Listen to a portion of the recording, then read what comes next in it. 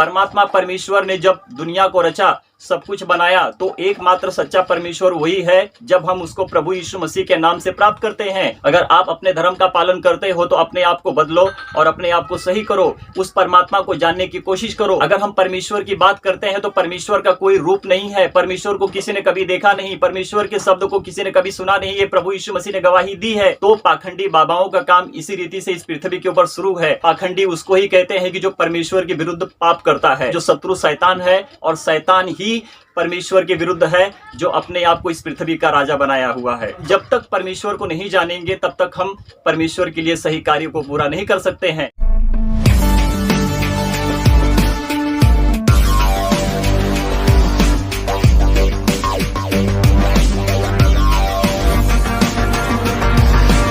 तो प्रियो, हमारे लिए यही सही है कि हम परमेश्वर को जानें और प्रभु यीशु मसीह के बताए हुए मार्ग पर चलें कि परमेश्वर तक हम पहुंचने पाएं। जब परमेश्वर आत्मा में मनुष्य के अंदर आता है और उनसे बात करता है तो उनको सही शिक्षाओं में प्रबल करता है। कैसे पौलुस ने अपने आप को बदला, परमेश्वर यानी कि प्रभु यीशु मसीह के अनुग्रह में भर गया, आत्मा में होकर सच्चाई से प्रभु यीशु मसीह में होकर परमेश्वर के लिए सही कामों को किया, प्रभु यीशु मसीह के बताए हुए मार्ग पर चला और जिस रीति से उसने सच्चाई में होकर परमेश्वर को देखा। जब उसने प्रभु यीशु मसीह को देखा तो जाना कि सच्चा ईश्वर परमात्मा परमेश्वर इसी में है जो हमको प्राप्त होता है। किसमें है? प्रभु यीशु मसीह में है। देखते हैं, वचन से पता चलेगा। जब हम रोमियो की पुस्तक अध्याय 12 वचन 1-2 को पढ़ते हैं, देखिए पहले वचन में लिखा क्या है। इसलिए हे भाइयों, मैं तुमसे परमेश्वर की दया स्मरण दिला कर विनती करता हूँ कि अपने शरीरों को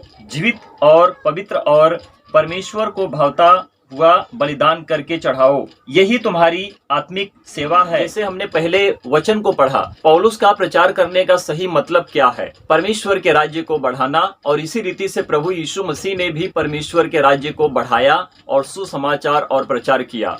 तो प्रियो, हमारे लिए अच्छी बात है कि हम परमेश्वर को जानने की कोशिश करें और इसी रीति से जब हम परमेश्वर को जानेंगे तो अपने जीवन में हम परमेश्वर को पाएंगे। दूसरे वचन में देखो क्या लिखा है, इस संसार के सदृश ना बनो, परंतु तुम्हारे मन के नए हो जाने से तुम्हारा चाल चलन भी बदलता जाए, जिससे तुम परमेश्वर की भली और भावती और सिद्ध इच्छा अनुभव से मालूम करते रहो। प्रियो, परमेश्वर मात्र सच्चा प्रभु यीशु मसीह में प्राप्त होता है। तो हम जब प्रभु यीशु मसीह की बातों को देखते हैं और जब हम पवित्र शास्त्र बाइबल को पढ़ते हैं तो पवित्र शास्त्र बाइबल में प्रभु यीशु मसीह परमेश्वर का सत्य वचन है। और जब हम उसी वचन पर अपनी नजर को डालते हैं तो हम जानने पाते हैं कि सच्चा परमेश्वर हमारे लिए प्रभु यीशु मसीह में ही प्राप्त होता है। अपने शरीर को परमेश्वर के लिए पवित्र करें और उसके लिए अपने आप को जीवित रखें और अपनी जुबान को परमेश्वर के लिए सिद्ध करें और पवित्रता के साथ हम परमेश्वर के लिए अपने आप को बलिदान करके चढ़ाएं। बलिदान करके चढ़ाने का सही अर्थ होता है मेरे प्रियो कि हम अपने आप को सही करें, हम हर पाप से हर बुराई से बचें और हम अपने आप को परमेश्वर के लिए सिद्ध करें। तो पौलुस ने परमेश्वर के राज्य को बढ़ाया, सुसमाचार और प्रचार किया, लोगों में जाकर, सभी जातियों में जाकर, सभी धर्मों में जाकर पौलुस ने परमेश्वर के राज्य के सुसमाचार को बताया। और जब मनुष्य प्रभु यीशु मसीह को नहीं जानता है तो वो परमेश्वर को भी नहीं जानता है। हम प्रभु यीशु मसीह को ढूंढते हैं, हम परमेश्वर पिता को ढूंढते हैं, हम पवित्र आत्मा को ढूंढते हैं। तो हम कहते क्या हैं? पिता, पुत्र और पवित्र आत्मा, प्रभु परमेश्वर यहोवा हमारे लिए जीवित प्रभु है जो हमें अपने मार्ग पर चलाता है और हमको अच्छा बनाता है। और हम इस संसार के सदृश ऐसे कोई भी काम ना करें कि जिससे परमेश्वर क्रोधित हो और परमेश्वर का प्रकोप हम पर भड़के और हम नष्ट हो जाएं। परंतु अगर हम अपने आप को बचाएंगे, परमेश्वर के लिए अपने आप को सही और सिद्ध करेंगे तो प्रियो, हम सच में परमेश्वर में प्रबल होते जाएंगे, क्योंकि प्रभु का वचन हमें इसी रीति से सिद्ध करता है। और मनुष्य परमेश्वर में अपने आप को बदल देता है, हर बुराई से, हर पाप से, हर बेविचार से अपने आप को बचाने लगता है, अपने ही धर्मों में रहकर परमेश्वर को सच्ची महिमा देने लगता है। प्रभु को जानकर अपने जीवन में वो जो गुनाह किए थे, वो जो अपराध किए थे, उसको कबूलने लगता है कि मैं पापी हूँ, बेविचारी हूँ, प्रभु अब मैं ये सारे कामों को छोड़ता हूँ जो बुरे काम हैं, प्रभु अब मैं अच्छे कामों को करना चाहता हूँ कि जो प्रभु तुम मुझसे बात करे। तो मेरे प्रियो, प्रभु यीशु मसीह को छोड़ ऐसा कोई भी मार्ग नहीं है कि जो हम उद्धार पा सकते हैं। ऐसा कोई परमेश्वर नहीं है जो हमारा उद्धार कर सकता है। इस दुनिया को रचने वाला, इस संसार को रचने वाला और ये जगत जो परमेश्वर के द्वारा स्थिर है, जिसे परमेश्वर ने अपने हाथों से रचा है और हमको जीवित रखा है, उस परमेश्वर की हमको सच्ची महिमा करनी चाहिए। बहुत सी बातें उठती हैं, लोग परमेश्वर को ना जानकर ऐसे गलत काम करते हैं और गलत मार्ग पर चलते हैं। और जो मनुष्य अपने हाथों से कला करता है यानी कि उसको अपना ईश्वर मानता है, परंतु जब मनुष्य किसी वस्तु को बनाता है तो उसके ऊपर वो बड़ा होता है, और जब बनाने वाला बड़ा होता है तो वो उसका पिता होता है। तो उसी रीति से जब हमारे माता पिता से हम जन्म लेते हैं तो हम अपने माता पिता को अपने से बड़ा मानते हैं, तो हमारे माता पिता हमारे लिए हमसे बड़े होते हैं, क्योंकि उनके द्वारा ही हम तो संसार में आए हैं। तो मेरे प्रियो, जब मनुष्य किसी वस्तु को बनाता है उसको कहता है कि वो मेरा परमेश्वर है। मनुष्य अगर कोई चित्रकला करता है तो वो कहता है कि उसमें मेरा परमेश्वर है। तो मनुष्य जो बनाता है वो परमेश्वर नहीं है।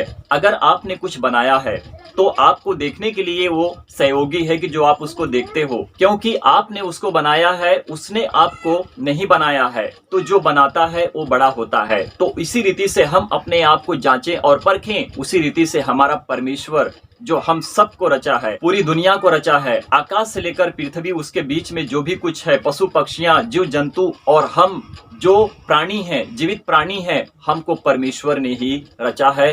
तो परमेश्वर हम सबका, इस पूरी दुनिया का रचने वाला, सबका पिता है। तो प्रभु यीशु मसीह को छोड़, परमेश्वर यहोवा को छोड़ ऐसा कोई रास्ता मार्ग नहीं है कि जो हम उसको कहें कि ये हमारा परमेश्वर है, हमारा उद्धार कर सकता है। प्रभु यीशु मसीह को छोड़, पवित्र आत्मा को छोड़, अगर हम किसी वस्तु को आदर देते हैं, उसके सामने अपने घुटने को टेकते हैं, तो हम सबसे बड़े पापी, अपराधी और व्यभिचारी गिने जाते हैं। कि जब हम पर परमेश्वर क्रोध करता है, और परमेश्वर का क्रोध हम मनुष्यों पर बना रहता है। तो प्रियो, हम अपने आप को ऐसे बनाए कि परमेश्वर हमसे प्रसन्न हो और परमेश्वर की इच्छा हम में पूरी हो कि हम परमेश्वर के लिए सही काम करें, कि परमेश्वर की आशीष हम पर सदा बनी रहे। तो मेरे प्रियो, जब हम आगे बढ़ते हैं, बाकी के धर्मों की पुस्तकों को पढ़ने की कोशिश करते हैं, तो बहुत से हमारे मसीह भाई बहन ये कहेंगे कि तुम पवित्र शास्त्र बाइबल को पढ़ते हो, परंतु तुम दूसरे धर्मों की पुस्तकों को बीच में क्यों लाते हो। तो मेरे प्रियो, जब तक हम दूसरे धर्मों की पुस्तकों को नहीं पढ़ेंगे तो हम ये नहीं जान पाएंगे कि वहां पर लिखा क्या है, और हम कैसे जान पाएंगे कि जब तक कि हम पढ़ेंगे नहीं।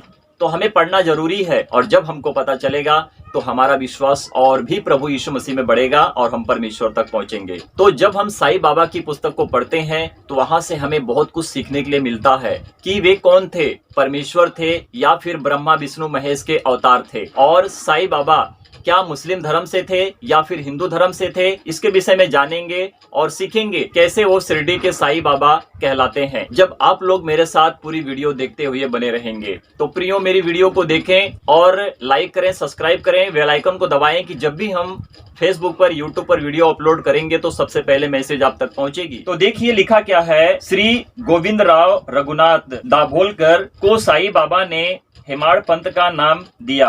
हेमाड़ पंथ ने श्री साईं बाबा की पुस्तक को लिखा है। सदचरित्र कथा मृत अद्भुत अवतारी श्री साईं बाबा, अध्याय 14, श्लोक 83, 84, 85, 86 में लिखा है। श्री साईं बाबा हिंदू थे या मुस्लिम थे, इसके विषय में कोई नहीं जानता है। श्री साईं बाबा हिंदुओं की रामनवमी को मनाते थे। श्री साईं बाबा मुसलमानों के चांद उत्सव को भी मनाते थे, जिसे कहते हैं चांद को देखकर उपवास तोड़ना या फिर उपवास रखना। श्री साईं बाबा कुश्ती उत्सव, दंगल भी करते थे, जीतने वालों को पुरस्कार भी देते थे। श्री साईं बाबा गोकुल अष्टमी, जन्माष्टमी भी बड़े धूमधाम से मनाते थे। श्री साईं बाबा जब मुसलमानों का ईद त्योहार आता था तो मस्जिद में जाकर उनको निमंत्रित करते थे और नमाज अदा करवाते थे। श्री साईं बाबा ने ताजियों को केवल 4 दिन रखने की अनुमति दी थी। 5वें दिन उन्होंने ताजियों को बिना किसी के दबाव दोष के अनुसार वहां से हटा दिया। श्री साईं बाबा का कहना है, जब मनुष्य स्त्री परमात्मा से कनेक्ट हो जाते हैं तो परमेश्वर के राज्य में मनुष्य के लिए कोई धर्म जाति नहीं गिनी जाती है। परंतु हर कोई परमात्मा में एक समान हो जाता है। श्री साईं बाबा फकीरों के साथ खाते पीते थे और उनके साथ रहते थे। जब साईं बाबा भोजन करने बैठते थे तो उनके पात्र में कुत्ते भी जाकर खाने लगते थे, परंतु उन्होंने कभी कुत्तों को दुत्कारा नहीं, बल्कि खाने का मौका भी देते थे। साईं बाबा का ऐसा अवतार था। साईं बाबा सिर्फ एक परमेश्वर परमात्मा का नाम लेते थे। अल्लाह मालिक एक है। श्री साईं बाबा ने तात्या पाटिल के माध्यम से शनि, गणेश, शिव, पार्वती, सभी देवता, हनुमान मंदिरों का भी उच्चारण करवाया करते थे। मंदिरों में किसी को रुपए 20, रुपए 15, रुपए 50 का लोगों में दान भी किया करते थे। उनके कामों को देखकर लोगों में अच्छा बर्ताव आ जाता था।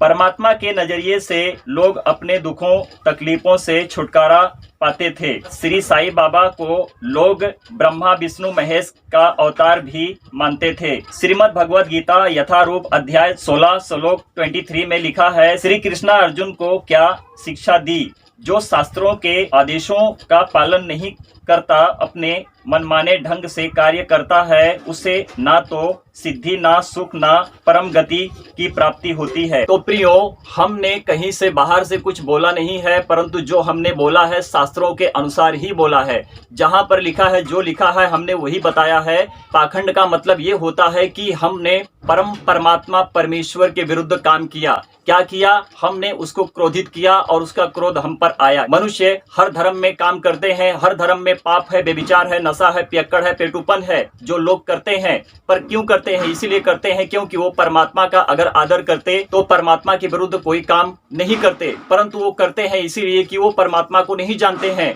परमात्मा परमेश्वर ने जब दुनिया को रचा, सब कुछ बनाया, तो एकमात्र सच्चा परमेश्वर वही है जब हम उसको प्रभु यीशु मसीह के नाम से प्राप्त करते हैं। अगर आप अपने धर्म का पालन करते हो तो अपने आप को बदलो और अपने आप को सही करो, उस परमात्मा को जानने की कोशिश करो। अगर हम परमेश्वर की बात करते हैं तो परमेश्वर का कोई रूप नहीं है, परमेश्वर को किसी ने कभी देखा नहीं, परमेश्वर के शब्द को किसी ने कभी सुना नहीं। ये प्रभु यीशु मसीह ने गवाही दी है। आपको पता चलना चाहिए, मुझे भी पता चलना चाहिए। तो पाखंडी बाबाओं का काम इसी रीति से इस पृथ्वी के ऊपर शुरू है। पाखंडी उसको ही कहते हैं कि जो परमेश्वर के विरुद्ध पाप करता है, जो शत्रु शैतान है, और शैतान ही परमेश्वर के विरुद्ध है जो अपने आप को इस पृथ्वी का राजा बनाया हुआ है। तो प्रियो, हम जब तक परमेश्वर को नहीं जानेंगे तब तक हम परमेश्वर के लिए सही कार्य को पूरा नहीं कर सकते हैं। जैसे कि हमने श्रीमद् भगवद गीता की पुस्तक को पढ़ा, अध्याय 16 श्लोक 23 में जो लिखा है कि जो शास्त्रों के विरुद्ध जाते हैं, जो शास्त्रों के खिलाफ काम करते हैं, वो परमेश्वर में अपनी परम गति को प्राप्ति नहीं कर पाते हैं। इसीलिए नहीं कर पाते हैं क्योंकि वो परमेश्वर के विरुद्ध काम करते हैं। परमेश्वर ने ये नहीं बताया कि तुम मूर्ति बनाना और उसको अपना परमेश्वर कहना। परमेश्वर ने ये नहीं कहा तुम पृथ्वी के ऊपर चित्र को बनाना, उसको अपना परमेश्वर कहना। हम अपने माता पिता का आदर करते हैं। हमारे पितरों की मौत होती है तो हम उनके फोटो को क्या करते हैं? घर में रखते हैं। इसीलिए रखते हैं कि हम उनको याद करते हैं। तो वो याद करने के लिए, वो पूजा करने के लिए नहीं है। इस पृथ्वी के ऊपर कोई भी मूर्ति और कोई भी चित्र परमात्मा परमेश्वर नहीं है, परंतु लोग इसलिए करते हैं क्योंकि वो परमेश्वर को नहीं जानते हैं और परमेश्वर के विरुद्ध काम करते हैं, जिसको कहते हैं धर्म के अनुसार लोग पाखंड के काम करते हैं। तो प्रियो, अपने आप को बदलें, अपने आप को ऐसे सही करें कि परमेश्वर आपको जान सके, जिसकी बात पूरी दुनिया करती है। अगर ये दुनिया परमेश्वर को जानती तो परमेश्वर के खिलाफ, परमेश्वर के विरुद्ध और अपने धर्म में रहकर पाखंड के काम नहीं करते, अच्छे काम करते। तो आप अच्छे काम करिए, शास्त्रों को देखिए लिखा क्या है। अगर मैं चारों वेद की बात करूं तो चारों वेद को जब आप पढ़ोगे तो आपको पता चलता है परमात्मा का कोई रूप नहीं है, उस परमेश्वर का कोई चित्र नहीं है, कला नहीं है, पुतला नहीं है, कुछ भी नहीं है। तो प्रियो, ऐसे काम ना करें कि जिससे परमेश्वर को क्रोध आए। तो अपने आप को बदलें, सच्चे परमेश्वर पर निर्भर रहें। प्रभु यीशु मसीह को जानकर परमेश्वर तक आप पहुंच सकते हैं, क्योंकि पवित्र शास्त्र बाइबल में चाहे पुराना नियम हो या फिर नया नियम हो, प्रभु यीशु मसीह परमेश्वर है। तो परमेश्वर की महिमा इसी रीति से हम करें, सच्चाई से, कि परमेश्वर को महिमा मिलती रहे। तो प्रभु आप सभी लोगों को आशीष और ब्लेस करें। परमेश्वर की महिमा हो। आमीन, आमीन और आमीन।